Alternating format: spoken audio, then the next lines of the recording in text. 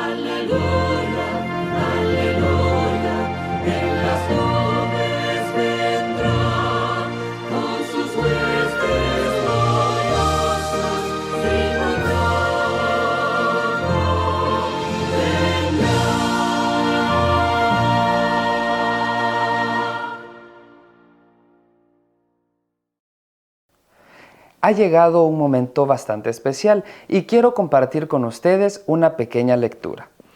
Dios mismo ha establecido los planes para el adelantamiento de su causa y ha provisto a su pueblo con un exceso de recursos para que responda favorablemente cuando se le pida ayuda. Si sus hijos llevan fielmente a su tesorería los medios que se le han confiado, su obra adelantará rápidamente. Muchas almas serán ganadas para la verdad y se apresurará el día de la venida de Cristo. Esto nos lo dijeron en la Review Herald en junio de 1904. Ha llegado el momento de nuestros diezmos y ofrendas. Les invito a que puedan ponerse en contacto con el pastor o tesorero de su iglesia local para la entrega de los mismos. Oremos también para la bendición de nuestros diezmos y ofrendas. Bendito Padre que estás en los cielos, gracias Señor por cada uno de estos recursos que tú nos has entregado. Ayúdanos a ser fieles mayordomos para ti, Señor, y que podamos entender lo que nosotros tenemos que aportar para tu obra. Señor, bendice en este momento los diezmos y ofrendas que sean de recoger y que sean de mucho provecho. En el nombre de Jesús. Amén. Probad y ved, historias de fe y fidelidad. Una vida redireccionada. Gabriel se acercó a esta remota aldea de la India por primera vez. No sabía dónde se metía, pero aún joven, había oído una voz que le impresionó. Gabriel se tomó un año sabático por problemas de salud, pero un amigo le había contado de un pueblo en la montaña donde la gente nunca había oído acerca de Jesús. Aunque su salud se estaba deteriorando, Gabriel se sintió obligado a ir.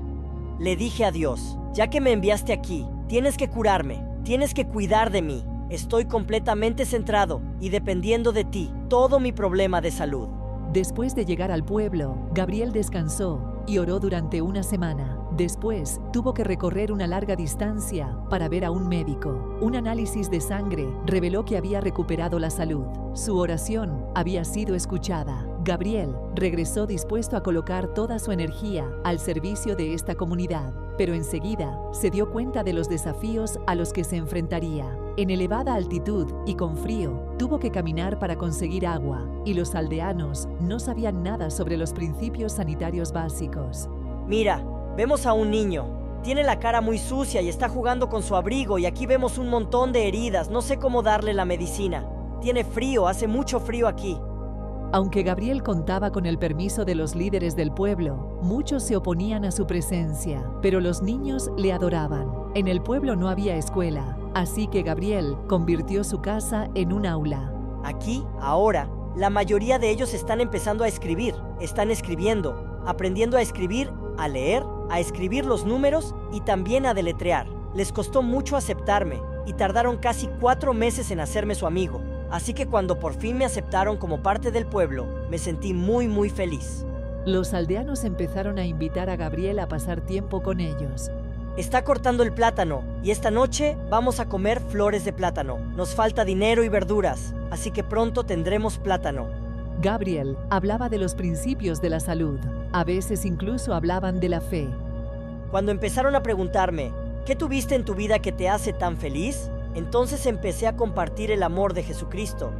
A los aldeanos les encantó escuchar de su esperanza en Jesús. Era un concepto liberador que nunca habían escuchado. Muchos aceptaron a Jesús y empezaron a reunirse el sábado. Se estaban abriendo puertas maravillosas, pero Gabriel se sentía desanimado. A veces se sentía solo. Una oportunidad era visitar un mercado cercano de vez en cuando, pero incluso eso contenía desafíos. Están fumando, ya no soporto el olor, pero tengo que adaptarme. Pero no sé, a veces me confunde la razón por qué Dios me envió a este lugar.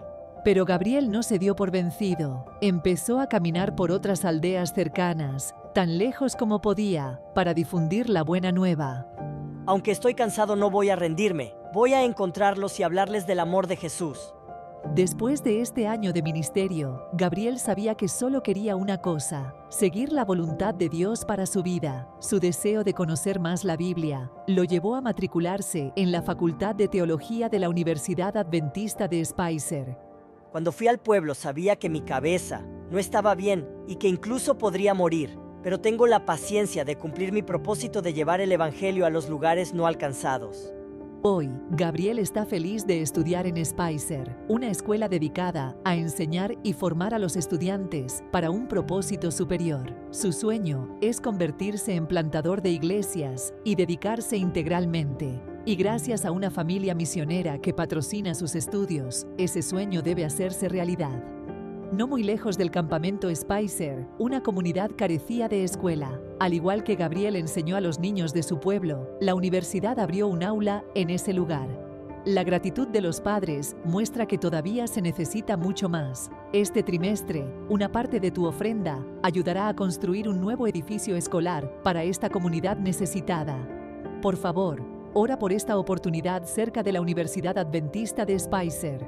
Ora para que más personas encuentren esperanza en Jesús, así como los aldeanos a quienes Gabriel ministró. Gracias por apoyar las ofrendas misioneras y la misión de la Iglesia Adventista del Séptimo Día en todo el mundo. Ha llegado un momento especial para esos chiquitines del hogar. Les invitamos a que puedan traerlos y estar con ustedes para que puedan ver este segmento especial que es el Rincón Infantil. Nick, hoy tendremos historia y novedad. Nick, cada historia está llena de amor y verdad. Con el papá, con la mamá y la hermana querida, vamos a leer la historia del libro que la abuela montó, hizo con cariño para ti.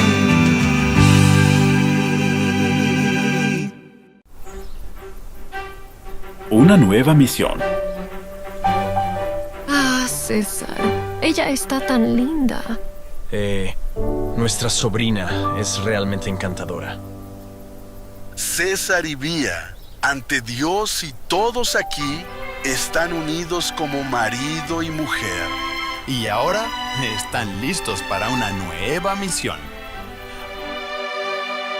Es verdad, Héctor.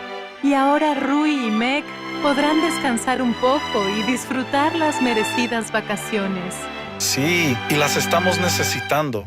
Esta última semana fue una locura.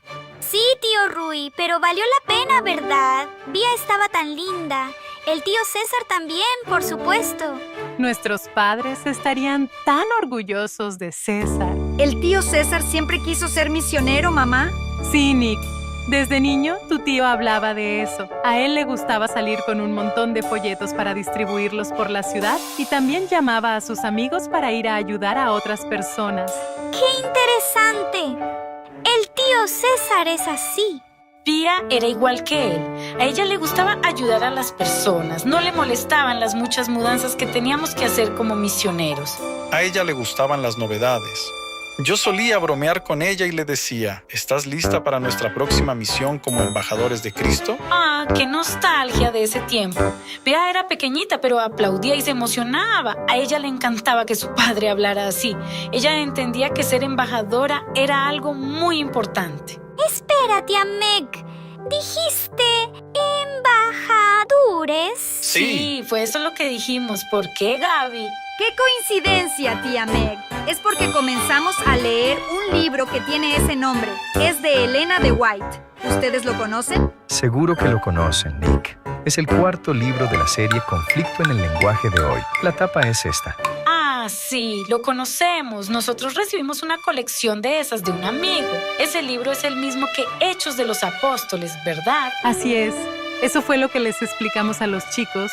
Nosotros estamos todavía en el comienzo, pero ya veo que Nick y Gaby se van a apasionar por las historias. No hay forma de que no nos gusten. Solo con imaginar cómo Dios usó a los sencillos discípulos para cambiar el mundo de la época. Es más, si dependiese de las personas de la época, seguramente no creerían que Pedro podría ser un buen embajador. Tienes razón, Gaby. Y los hermanos Santiago y Juan, impacientes como eran, no los veían con buenos ojos. Ellos incluso habían recibido el sobrenombre de hijos del trueno. Y también había un ex cobrador de impuestos, otro que era súper desconfiado. Y para peor, también se juntó con ellos alguien que antes era un perseguidor de los seguidores de Jesús. Realmente no se podía esperar mucho de ellos, humanamente hablando, pero eso es lo mejor de la historia. Para realizar esa obra, ellos tenían lo que Dios necesitaba. Es lo mismo que tienen los misioneros, ¿no, tía Meg? El deseo de servir y la valentía para hacer lo que Dios pide. Sí, Gaby. Cuando estamos en el campo misionero, vemos cómo Dios es especialista en hacer cosas maravillosas por las personas que se dedican a su servicio. Ustedes deben tener tantas historias interesantes para contar. No te imaginas cuántas, Nick. Ya vivimos muchas aventuras, ¿no es cierto, querida? Ni me digas. ¿Recuerdas cuando estalló la guerra? En el momento cuando estábamos buscando un lugar para hacer la feria de salud. Ustedes vieron una guerra de verdad. Sí, Gaby. Nosotros íbamos a tener problemas serios por allá. Felizmente, Adra llegó en el momento justo, nos rescató y dio toda la ayuda que los misioneros y las personas de ese país necesitábamos. ¡Uf! ¡Qué bien que la ayuda llegó en el momento justo! Así es, Gaby. La iglesia está muy organizada y tiene cuidado para que los misioneros realicen el trabajo de la mejor forma posible. Tía Meg, tienes que conocer mi clase de intermediarios y los clubes de aventureros y conquistadores de nuestra iglesia. También está todo muy bien organizado. Me imagino, Nick. Hemos visto cosas increíbles en las iglesias por donde pasamos. Eso es lo que me emociona en la iglesia. Cuando las personas se unen, logran hacer tantas cosas buenas. Es verdad, querida. Y ese es uno de los propósitos de Dios para la iglesia, que las personas cuiden unas de otras y ayuden a esparcir el mensaje de salvación. Eso lo vivimos de cerca, Héctor. En ese tiempo, siempre vimos la protección divina donde quiera que estuviéramos. Y la mayor recompensa fue ver tantas vidas siendo transformadas después de conocer a Jesús y saber todo lo que Él hizo por nosotros. Y eso, Nick y Gaby, hace que cualquier sacrificio sea pequeño al lado de la recompensa. ¡Miren la hora que es! No nos dimos cuenta de cómo pasó el tiempo. ¡Ya es hora de dormir! Pero yo quería tanto oír las historias de la tía Meg y del tío Rui. Bueno, pero no te estabas muriendo de sueño. Estaba, pero ahora creo que descubrí lo que voy a hacer cuando sea grande. Una misionera. Estaba pensando. Creo que también quiero ser misionero. Nada de eso. Ya dijiste que querías ser fotógrafo. Gaby. Tranquilos, chicos. No tienen que preocuparse. En el campo misionero hay espacio para mucha gente. Y ustedes pueden hacer las dos cosas, Nick. Puedes ser fotógrafo y misionero cuando crezcas, así como César. ¡Es así! No veo la hora de crecer. Espera, acabo de tener una idea. Es una cosa que los niños ya están haciendo en otros lugares y está dando resultados. ¿Sabes una cosa? Ustedes no tienen que esperar hasta ser grandes. Pueden comenzar a ser misioneros ahora mismo. ¿En serio? ¿Ahora? Yo también quiero. ¿Puedo participar? Es así. Ustedes necesitarán hacerlo. ¡Qué bueno! ¿Cómo no pensé en eso antes? Ya sé cómo puedo ser misionero ahora. Esa fue una gran idea de la tía Meg. La iglesia es el medio escogido por Dios para la salvación de los hombres. Su misión es llevar el evangelio al mundo. Es el escenario de su gracia, en el cual se deleita en revelar su poder para transformar corazones.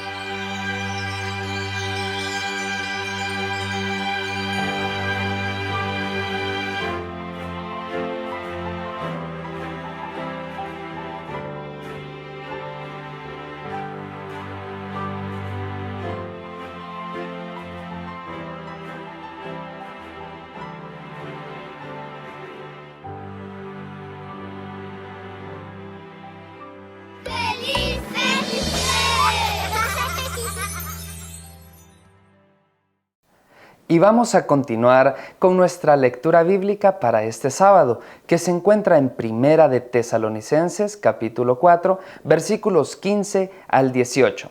Y nos dice: Por eso os decimos, en palabra del Señor, que nosotros que vivimos, que habremos quedado hasta la venida del Señor, no precederemos a los que durmieron. Porque el mismo Señor descenderá del cielo con voz de mando, con voz de arcángel y con trompeta de Dios, y los muertos en Cristo resucitarán primero. Luego nosotros, los que estemos vivos, los que hayamos quedado, seremos arrebatados junto con ellos en las nubes, a recibir al Señor en el aire. y así estaremos siempre con el Señor. Por tanto, alentaos unos a otros con estas palabras.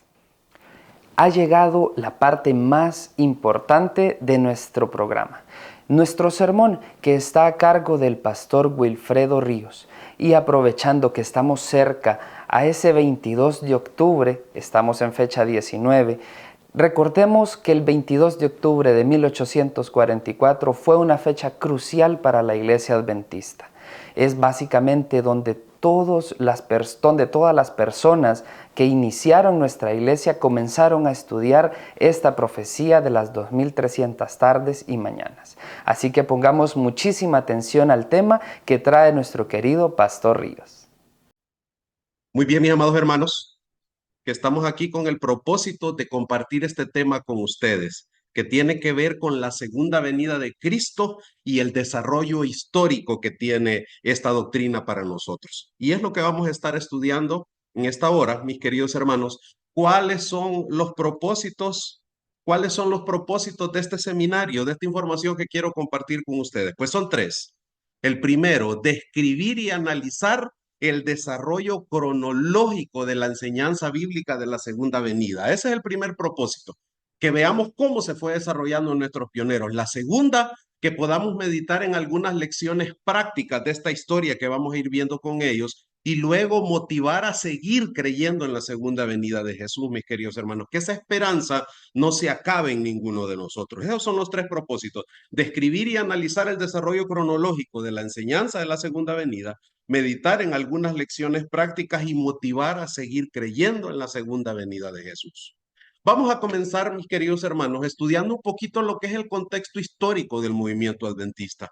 ¿Cómo nació nuestra iglesia? ¿En qué condiciones? ¿Cuáles fueron los retos que los pioneros, los primeros adventistas enfrentaron? Bueno, vamos a comenzar diciendo, mis queridos hermanos, que antes de que nuestra iglesia naciera, un poquito después de 1844, en Estados Unidos y algunas otras partes del mundo, se dio lo que se conoce como el segundo gran despertar o el segundo gran avivamiento, que sucedió entre 1790 y 1840.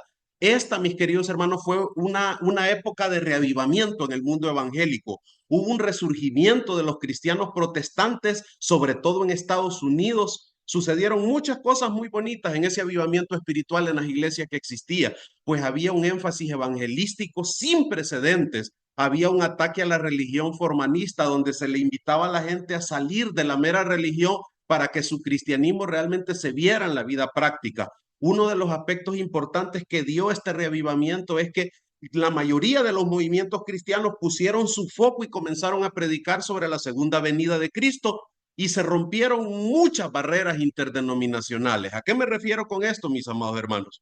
En el sentido de que las religiones que estaban separadas o las denominaciones, con el afán de predicar el evangelio y ganar almas a Cristo, tuvieron un acercamiento. Este es el entorno en el que se empieza a desarrollar un varón que se llamaba William o Guillermo Miller, como lo conocemos. ¿Quién era él? Bueno, podemos decir que era un creyente de la Iglesia Bautista en Nueva York. Y él en realidad fue uno de los que se dedicó a estudiar la Biblia, y en este movimiento del reavivamiento comenzó a predicar la segunda venida de Jesús en base a los estudios que él había hecho de profecía, enfocándose en que Cristo venía pronto en aquel momento y en aquella época. La historia, las biografías de él nos dicen, mis amados hermanos, que este varón, sus principales recursos, él decidió comenzar a estudiar la Biblia solo, versículo por versículo, y sus principales recursos no fueron otros que la versión autorizada de la Biblia en inglés de aquel momento y una concordancia, que el autor era de apellido Cruden, Alexander Cruden. Con esas dos herramientas, este hombre comenzó a estudiar durante 2 años la palabra de Dios, texto tras texto. Cuando no entendía un pasaje, trataba de ver los otros que estaban relacionados, al punto que sus registros biográficos nos dicen que después de haber estudiado las escrituras durante 2 años, entre 1816 y 1818, este varón, Guillermo Miller, llegó a la conclusión de que la Biblia es un sistema de verdades reveladas y expresadas en forma tan clara y sencilla que cualquiera que la lea, aunque sea ignorante, no va a errar. Entonces este hombre comenzó a estudiar la Biblia, comenzó, mis queridos hermanos, a hacer diferentes diagramas, a estudiar las profecías del tiempo del fin de Daniel, las 2300 tardes y mañanas. Y mire que nos dicen los registros que Miller presentó su primera disertación pública sobre la segunda venida en agosto de 1831 en Dresden, en Nueva York. Nos dice la historia que después de haber estudiado las escrituras alrededor de 15 años, porque él comenzó en 1816 y su primera predicación real sobre sus estudios fue 15 años después.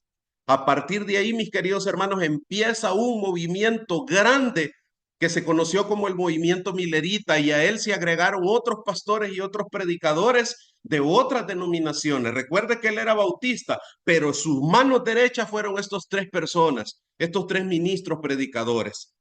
Uno era de lo que se conocía como Conexión Cristiana, Joshua Himes; otro era metodista, Josías Litch; y Charles Fitch, que era presbiteriano. Y usted dirá, pastor, pero ¿cómo es que gente de esta iglesia comenzó a predicar la segunda venida? Recuerde que en este punto de la historia la iglesia adventista no existe todavía. Estamos antes del Gran Chasco, antes de 1844. Y vea usted entonces que estas personas se unen a este ministro William Miller con el objetivo de seguir predicando la palabra de Dios. Es curioso porque los registros históricos nos dicen que William Miller comenzó a predicar en pequeños pueblos, en pequeñas aldeas, pero su predicación era tan apasionada, la gente le llamaba la atención la manera como él había estudiado la Biblia, que a él se le unió también este otro personaje, Samuel Snow. Este es uno de los diagramas similares a los que William Miller utilizaba para predicar antes de 1844. Hicieron cálculos de las profecías y llegaron a la conclusión de que Cristo iba a venir entre 1843 y 1844.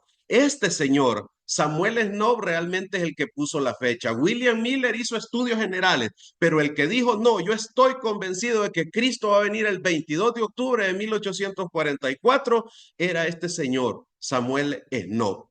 Pues entonces comenzaron a predicar, y la pregunta es, ¿por qué llegaron al punto de poner una fecha? Pastor, si ellos conocían perfectamente que Cristo había dicho que el día y la hora nadie la conocía, ¿por qué ellos decidieron poner fechas? Bueno, vamos a estudiar qué pasaba en el entorno, qué sucedía, por qué llegaron a esas conclusiones ellos con la Biblia.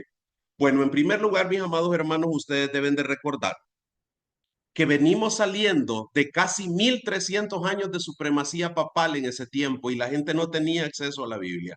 Más o menos desde el año 500 hasta el año 1798 fueron 1200, 1300 años donde los papas, la Iglesia Católica Romana era la principal, la que gobernaba. Y sí, ya se había dado la reforma, pero habían muchos cambios. Todo el daño que se había hecho en 13 siglos había tardado en reestructurarse. Entonces muchas verdades estaban perdidas y escondidas, y este movimiento de hermanos antes de 1844 comenzaron a recoger algunas de esas verdades. Como punto número 2, ¿qué fue lo que los llevó a ellos a poner fechas y a decir que Cristo iba a venir el 22 de octubre de 1844? Pues bien, según los estudios que ellos habían hecho, mis queridos hermanos, en su época se habían dado el fin de periodos proféticos marcados en el libro de Daniel. Uno era 1798 y el otro, el más próximo, era 1843, 1844. Eso era lo que había pasado, y ellos decían, bueno, es cierto, Cristo dijo en su momento que el día y la hora nadie la sabe, pero eso fue en el tiempo de Jesús. El libro de Daniel estaba cerrado, pero ahora ya está abierto para nuestros tiempos, así que hoy podemos tener acceso y podemos calcular cuándo va a venir Jesús. El otro elemento que a ellos los llevó a sacar conclusiones son las señales cósmicas de las que habla Mateo 24, ya lo vamos a revisar, pero sobre todo ellos interpretaron que Daniel 8:14, que decía hasta 2300 tardes y mañanas y el santuario va a ser purificado, ellos pensaron que se refería a la segunda venida de Jesús. Estaban bien intencionados, pero les faltaban muchas cosas. Como les digo, debemos de recordar que había un desconocimiento general de la Biblia, porque casi 1300 años de supremacía papal habían alejado a la gente de la Biblia. Ellos comenzaron a hacer cálculos, repito, porque en ese momento histórico no se podía saber, decían, en los tiempos de Cristo, pero después de 1798, que empieza el tiempo del fin, el libro de Daniel y Apocalipsis estaban abiertos, entonces ellos llegaron a la conclusión, en esos libros podemos encontrar la fecha de la venida de Jesús.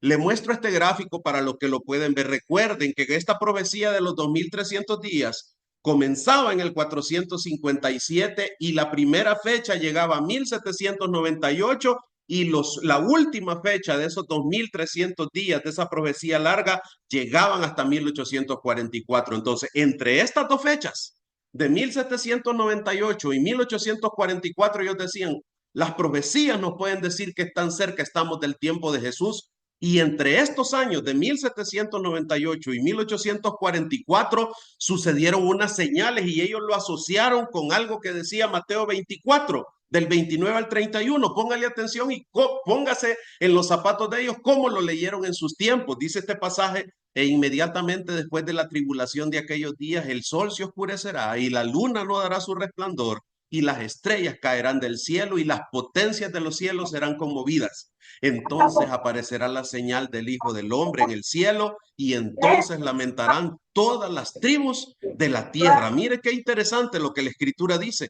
Entonces vienen ellos y asocian, mis queridos hermanos, y dicen, bueno, aquí hay una profecía que dice que antes de que aparezca el Hijo del Hombre va a haber una señal en el sol, en la luna y que las estrellas caerán del cielo. Pues en el tiempo de ellos, mis queridos hermanos, entre 1780 y 1833 sucedieron estas situaciones en la vida de ellos.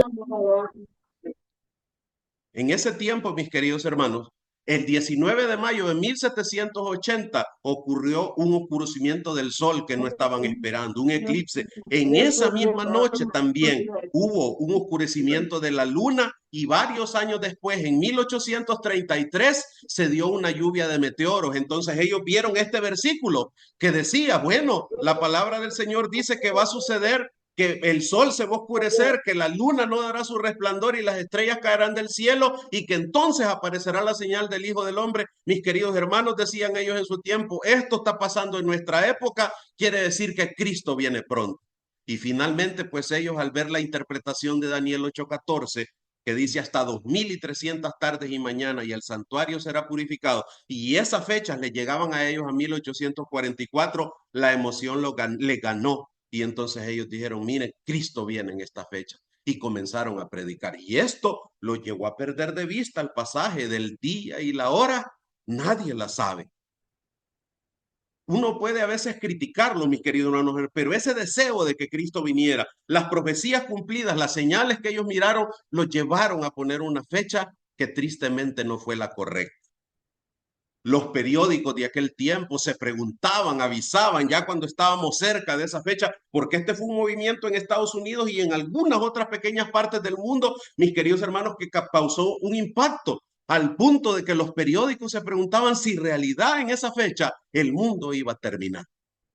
Pues mis queridos hermanos, llegó la fecha esperada, el 22 de octubre de 1844 y las predicciones fallaron. Cristo no vino. Y se dio en aquel día nefasto lo que hoy conocemos como el Gran Chasco. Y aquí, mis queridos hermanos, quiero hacer una pequeña aclaración, porque a veces los detractores, los enemigos de nuestra iglesia, ellos dicen, y ustedes no les creemos como movimiento adventista, porque ustedes pusieron una fecha de que Cristo iba a venir y son falsos profetas. Hermanos, la iglesia adventista no existía en este momento, existía la iglesia metodista, luterana, presbiteriana, había unas conexiones que se llamaba, un movimiento religioso que se llamaba Conexión Cristiana, los bautistas, la iglesia adventista no existía. Quienes pusieron fecha fueron este grupo de hermanos de diferentes iglesias que anhelaban realmente la venida de Jesús, pero falló el evento que era el que llegaba en ese tiempo de 1844.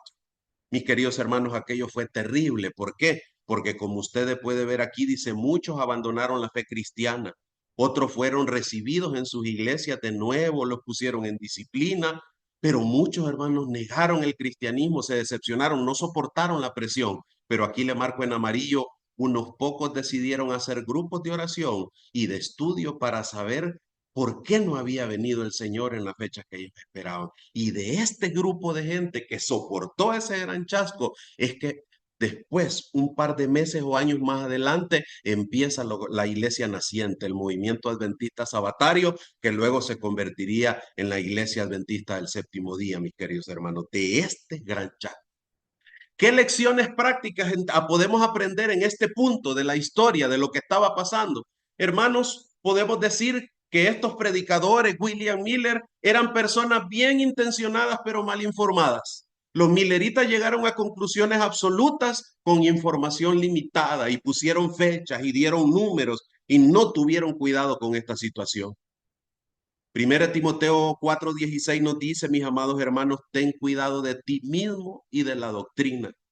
Persiste en ello, pues haciendo esto te salvarás a ti mismo y a los que te oyeren. Revise lo que cree, sométase a otras personas. Tenemos que dejar el capricho porque a veces podemos cometer el error de estar creyendo cosas, mis queridos hermanos, que no son realmente lo que la palabra de Dios enseña. Otra cosa a la que yo quiero llamarle su atención en este punto es que, mis amados hermanos, nosotros debemos tener cuidado debemos tener las expectativas correctas en la vida, porque esto fue lo que le pasó a estas personas tristemente. El chasco fue resultado de estar esperando promesas que Dios no les había hecho, mis queridos hermanos. Ellos se equivocaron, pusieron un evento que no era. Podemos tener buenas intenciones y buenos deseos, podemos tener mucha fe, pero si están puestos en una interpretación equivocada, mis queridos hermanos, tristemente nuestras creencias nos pueden llevar a un lugar equivocado. No bastan las buenas intenciones y los buenos deseos. ¿Qué otras lecciones prácticas aprendemos? Lo que le sucedió a este grupo de creyentes en el Gran Chasco, hermanos, es lo mismo que les pasó a los discípulos. Ellos se llevaron un chasco porque esperaban a un Jesús diferente, no esperaban un libertador espiritual. Ellos querían un libertador de Roma que les diera comida, no esperaban la liberación. Si ustedes recuerdan aquellos dos que iban por el camino de Maús, dice la Biblia, cuando Cristo iba platicando con ellos y le pregunta por qué ellos estaban tristes. Entonces él les dijo, ¿de qué van hablando? Y ellos le dijeron, de Jesús Nazareno, que fue varón profeta, poderoso en obra y en palabra delante de Dios y de todo el pueblo, y de cómo le entregaron los principales sacerdotes y nuestros gobernantes a sentencia de muerte y le crucificaron. Y miren el anhelo que ellos tenían, pero nosotros esperábamos que él era el que había de redimir a Israel. Mis queridos hermanos, los discípulos y muchos seguidores en los tiempos de Jesús quedaron con el corazón roto cuando vieron a su maestro crucificado y muerto, porque ellos tenían expectativas diferentes. No entendieron lo que Cristo les quería decir, que el reino de él no era de este mundo. El mismo chasco o algo similar les pasó a la gente en 1844. Ellos tenían un gran anhelo, una gran fe, pero se equivocaron de evento porque no dejaron que Dios les hablara en puntos específicos. ¿Qué lecciones prácticas aprendemos del Gran Chasco? Debemos de recordar, hermanos, que nuestra iglesia y nosotros de manera personal hay un desarrollo progresivo en nuestra capacidad de entender la verdad de Dios. No la podemos captar de una vez. Incluso a los discípulos mismos, Cristo les dijo en Juan 16:12, aún tengo muchas cosas que decirles, pero no las pueden sobrellevar. Y les dice, hasta que venga el Espíritu Santo, Él los va a ir instruyendo poco a poco. Y fue lo que le pasó a ese grupo. Anhelaban la venida de Jesús, la predicaron con todo su corazón, pero al interpretar las profecías, mis amados hermanos, tristemente ellos se equivocaron de evento. La fecha era correcta, pero lo que iba a suceder en esa fecha no era la correcta. No es que lo hicieron por mala intención, no querían ser falsos profetas, pero mis queridos hermanos, Dios es experto en escribir recto en los renglones torcidos de nuestra vida. Y después de ese chasco, nace entonces el movimiento adventista sabatario, que así se le conoció en un primer momento. No tiene nombre de la iglesia adventista todavía, se le llama adventista sabatario, y ya voy a tratar de explicar por qué sucedió eso. Hay algunos elementos que usted debe de saber. Como les dije, muchos negaron el cristianismo, a otros no los recibieron en sus iglesias de donde habían sido antes, a otros los recibieron en disciplina, pero hubo un grupo que quedó, mis queridos hermanos, para estudiar la Biblia y decir, ¿por qué no vino Jesús? ¿Qué pasó? Y aquí hay un par de lecciones que debemos de aprender y usted siempre las tiene que recordar si se considera adventista del séptimo día.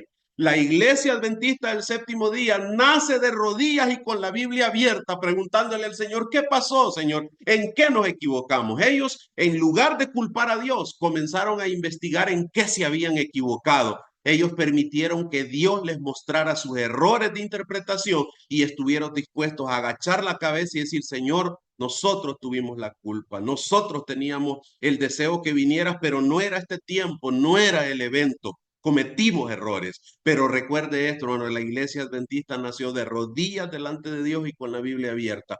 Cuando usted sienta confusiones, cuando usted siente que no comprende algo, busque a Dios con sinceridad. No podemos acercarnos a la Biblia sin ideas preconcebidas, pero sí con la mente abierta. No podemos acercarnos a la Biblia con la mente vacía, pero sí con la mente abierta, y eso nos pone en un lugar donde Dios nos puede alcanzar.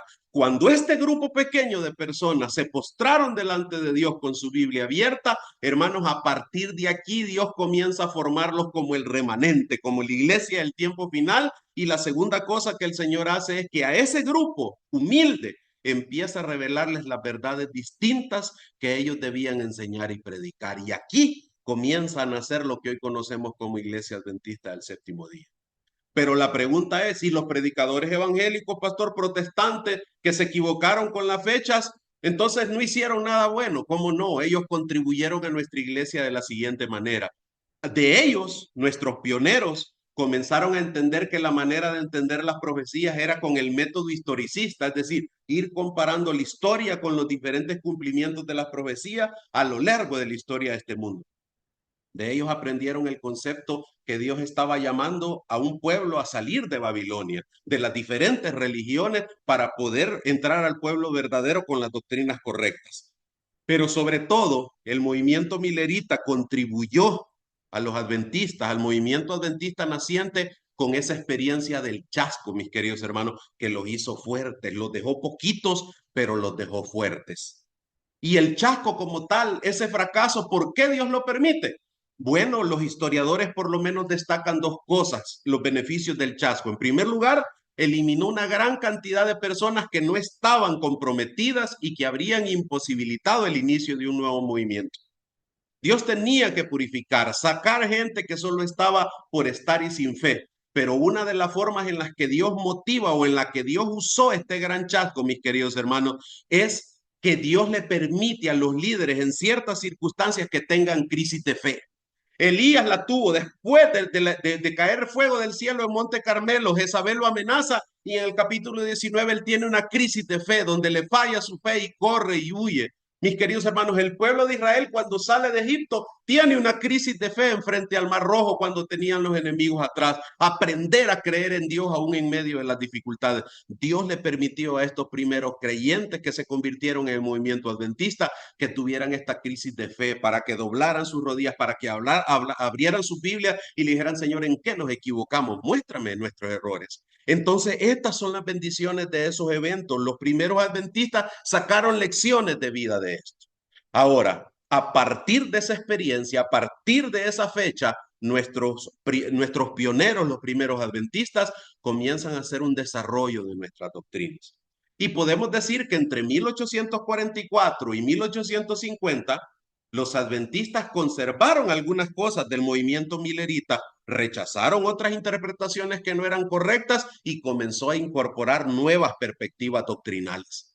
Y eso fue una bendición tremenda. ¿Por qué? Las primeras 5 doctrinas que nuestros pioneros comenzaron a estructurar fueron esas, para que usted las mire. La primera y la más importante en la que ellos se enfocaron, la segunda venida de Cristo de forma personal, visible.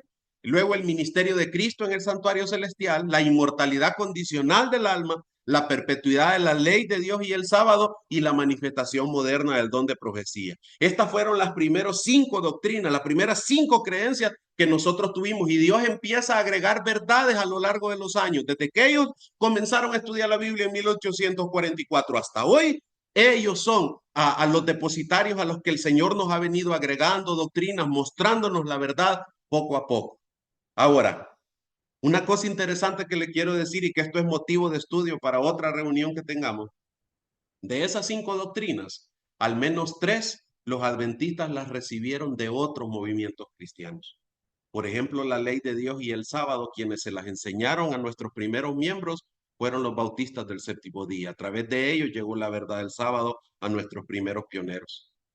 La segunda venida de Cristo, eso vino de ese movimiento que le expliqué yo del gran reavivamiento espiritual, el gran despertar que hubo hasta 1840 de diferentes denominaciones. Y la inmortalidad del alma vino a través de un creyente de otra iglesia que se llamaba George Storrs y de un movimiento cristiano que se conocía como Conexión Cristiana. Dios utilizó esos medios para que esas verdades quedaran depositadas en nuestro movimiento. ¿Qué pasó entonces con esto de la segunda venida? Pues bien, entre 1844 y 1850, los adventistas que estudiaron la Biblia, el movimiento sabatario, dieron el primer cambio y ellos lo primero que hicieron es separar la segunda venida del final de los 2300 días, porque esa fue la equivocación de Guillermo Miller y los predicadores antes de 1844.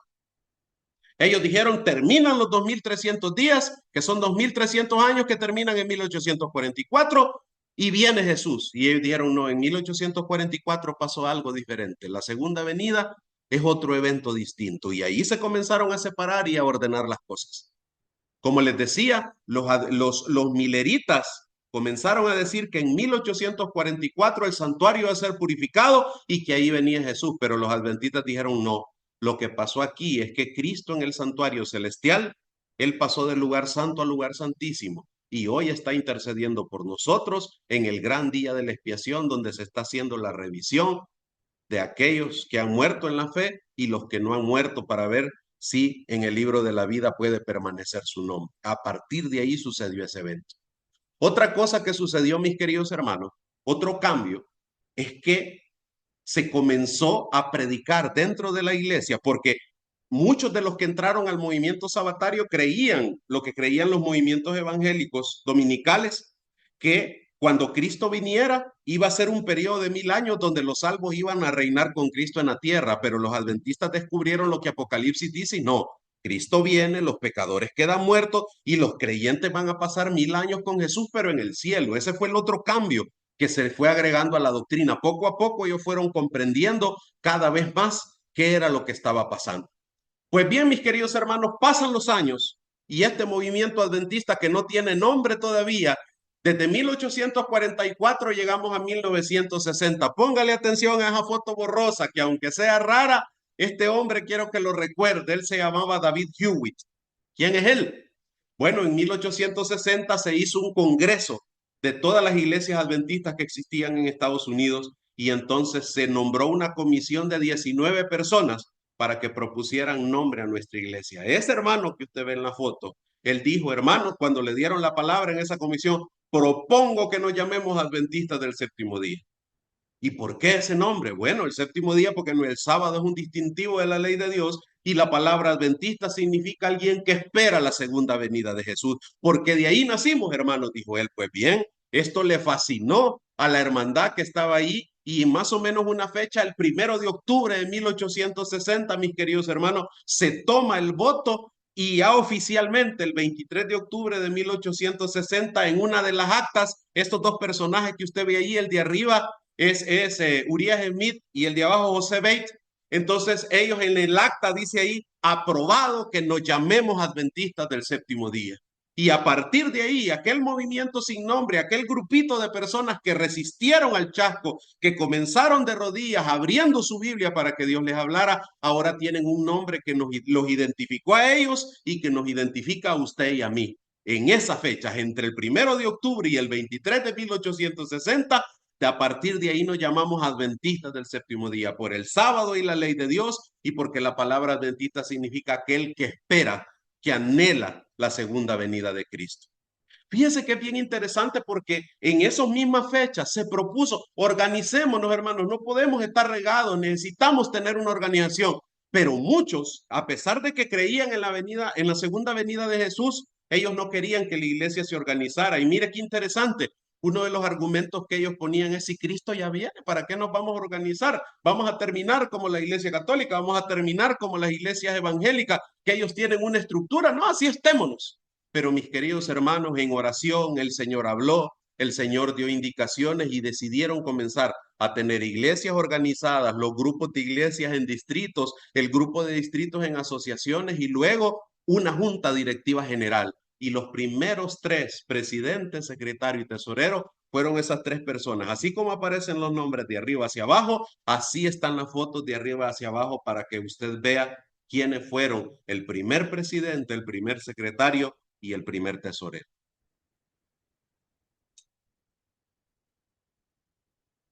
Vamos avanzando, el tiempo es nuestro peor enemigo.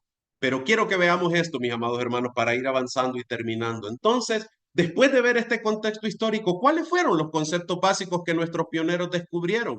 En primer lugar, ellos descubrieron que cuando la Biblia habla de la segunda venida, póngale atención a estas palabritas. La venida de Cristo va a ser personal y literal, visible y audible, gloriosa y triunfante, repentina e inesperada, pero no secreta. Porque ya desde aquellos tiempos comenzaban las raíces del rapto secreto. La venida de Cristo va a ser repentina, inesperada, pero no secreta, con todas las características de arriba. Hermanos, Cristo, en el libro de Hechos, la Biblia nos dice lo siguiente: cuando Cristo se despide de sus discípulos y lo recoge una nube y ellos lo miraron, dice la Biblia, habiendo dicho estas cosas y viéndolos ellos, fue alzado y le recibió una nube que le ocultó de sus ojos, y estando ellos con los ojos puestos en el cielo, entre tanto que él se iba, he aquí que se pusieron junto a ellos dos varones con vestiduras blancas, los cuales también les dijeron: varones Galileos, ¿por qué estáis mirando al cielo? Y mire lo que les dijeron: este mismo Jesús que ha sido tomado de vosotros al cielo, así vendrá como le habéis visto ir al cielo. Entonces, ¿qué aprendemos de aquí? ¿Y qué aprendieron los primeros adventistas? Cristo se fue de manera visible, no hubo misterio, va a regresar de manera visible. No se fue de manera secreta, por tanto, no va a regresar de manera secreta. Lo recibió una nube y la Biblia dice que vendrá en ella. Por eso no creemos en el rapto. ¿Por qué otras cosas? Bueno, Marcos 13:26 dice: entonces verán al Hijo del Hombre que vendrá en las nubes con poder y gloria. No habla de nada secreto. Apocalipsis 1:7 dice aquí que viene con las nubes y todo ojo le verá, y los que le traspasaron y todos los linajes de la tierra harán lamentación por él. Todos los versículos que hablan de la segunda venida de Jesús hablan de que es visible, audible, literal, con poder y gloria, nada de secreto. Cristo incluso advirtió: miren, va a llegar un punto donde les van a decir: yo ya aparecí en una parte del mundo. No crean. Entonces, si algunos dijeren: mirad, aquí está el Cristo, mirad, allá está, no lo creáis. Ya os lo he dicho antes. Así que si os dijeren: mirad, está en el desierto, no salgáis, o mirad, está en los aposentos, no lo creáis, porque como el relámpago que sale del oriente y se muestra hasta el occidente, así será también la venida del Hijo del Hombre. Todos los versículos apuntan a una segunda venida visible, audible, literal, gloriosa. ¿Por qué va a venir Cristo? ¿Cuáles son las razones? Nuestros pioneros, en resumen, ¿y qué es lo que seguimos creyendo hasta el día de hoy? Cristo viene, hermanos, para resucitar a los muertos, a los muertos en Cristo, para unirlos con la iglesia, juntar a los escogidos y transformarlos a todos, vivos y muertos, resucitar a los poderes malvados y a los impíos, y también destruirlos por completo en la segunda venida, y eso se consuma después del milenio. La segunda venida tiene el propósito de reivindicar a Dios. La gente finalmente va a saber quién es el diablo y qué hizo, y quién es Jesús y quién es Dios y qué ha hecho por nosotros. La segunda venida tiene propósito comenzar a restaurar la tierra y restablecer la comunión con Dios de los seres caídos. Todos esos propósitos trae la segunda venida de Cristo. ¿Por qué no creemos que va a haber oportunidad de salvación después de la segunda venida de Cristo, como algunos pretenden enseñar y enseñaban desde los tiempos antiguos? Que dicen: no, Cristo viene y después todavía va a haber 7 años, 3 años de paz y 3 años y medio de la gran tribulación. Pues bien, por ejemplo, Hebreos 9:28 dice: así también Cristo fue ofrecido una sola vez para llevar los pecados de muchos, y aparecerá por segunda vez sin relación con el pecado para salvar a los que lo esperan. Él solo viene por su pueblo, no viene a predicar, no viene a convencer a nadie. Ya no hay espacio para salvación después de que Cristo salga del santuario, se ponga sus vestiduras de rey y venga por su pueblo a esta tierra, mis queridos hermanos, en las nubes, acompañado de los ángeles. La gracia se habrá acabado. Por eso el tiempo de salvarnos y de compartir este evangelio con otros es hoy. ¿Cuáles son los desafíos modernos de esta doctrina? Como adventistas, como personas que predican y esperan la segunda venida de Jesús, ¿cuáles son los retos que hoy tenemos? 3 cosas, y con esto vamos terminando. Hoy, mis queridos hermanos, enfrentamos la publicidad y la aceptación que ha recibido la doctrina del rapto secreto. Desde por allá por 1840 se viene predicando y se hizo famosa, y hay películas hasta el día de hoy, y muchas iglesias están tristemente envueltas en esta doctrina falsa. Están esperando un rapto secreto y no una segunda venida de Jesús que viene a salvar a todos los creyentes de todas las edades. Otro error que estamos enfrentando últimamente, y con amor espero que usted escuche esto, es el error de muchos movimientos dentro y fuera de la iglesia que insisten en seguir poniendo fechas. Nosotros aprendimos como verdaderos adventistas de ese gran chasco de nuestros hermanos que formaron el movimiento milerita, y después de ese chasco surgimos. Hermanos, nadie, por más cálculo bonito, por más que ese predicador que usted escuche aparentemente tenga gran sabiduría y le diga, mire, los cálculos cuadran, aquel que lo sabe todo y aquel que tiene más autoridad que cualquier predicador, pastor o evangelista que usted escuche, dijo un día que el día y la hora nadie la sabe. No caigamos en esa trampa.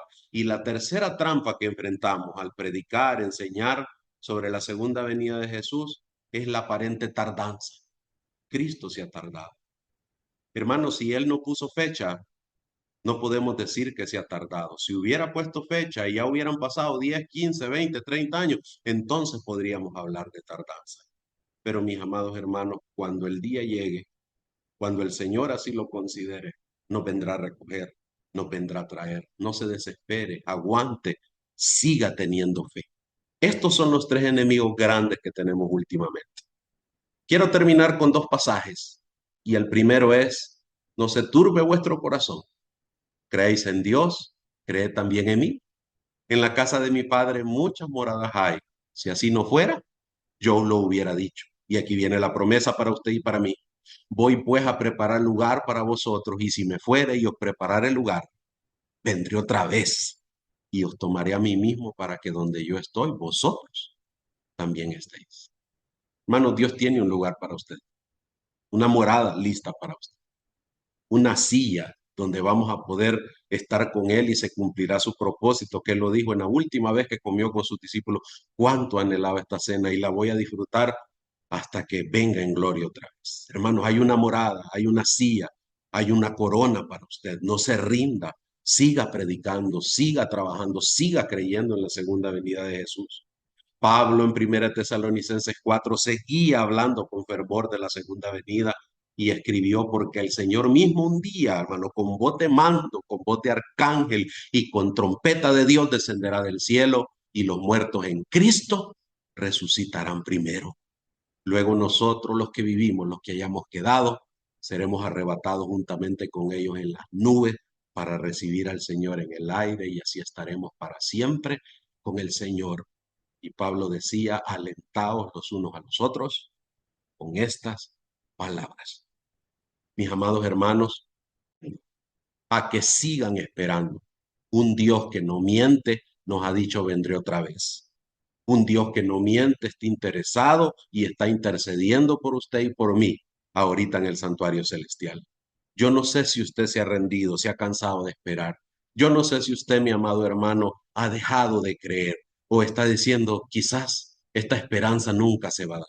Siga creyendo, siga confiando, deje que el Señor ponga su espíritu en usted, agárrese de la mano de Jesús, deje que el Espíritu Santo lo guíe y permita que Dios le ayude a terminar la carrera que un día empezó. Es mi deseo sincero, mis queridos hermanos, que Dios nos bendiga y que Dios nos ayude a seguir adelante siempre. Sigamos creyendo, sigamos esperando, sigamos trabajando.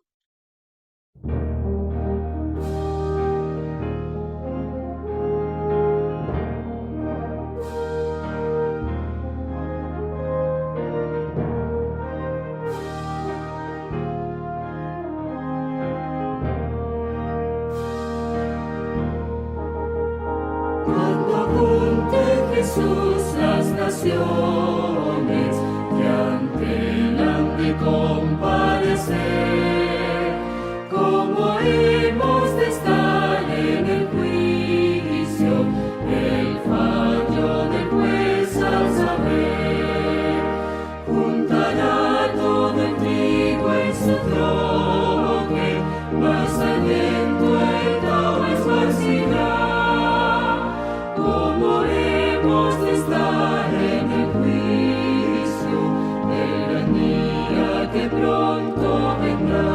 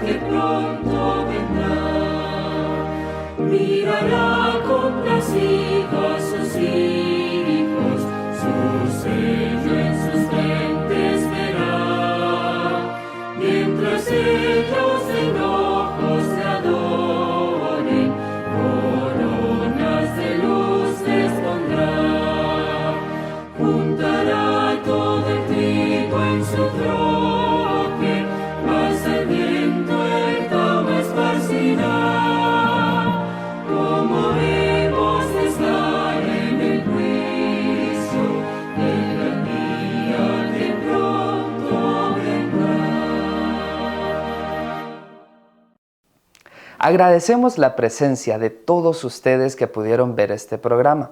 No nos queremos despedir sin antes darles una cordial invitación para el próximo sábado en punto de las 11 de la mañana para que puedan ver de nuevo otro programa de la Iglesia al Aire. Recuerden que pueden vernos en Hope Media Honduras en todas sus plataformas y canales. Les agradecemos y que Dios les bendiga.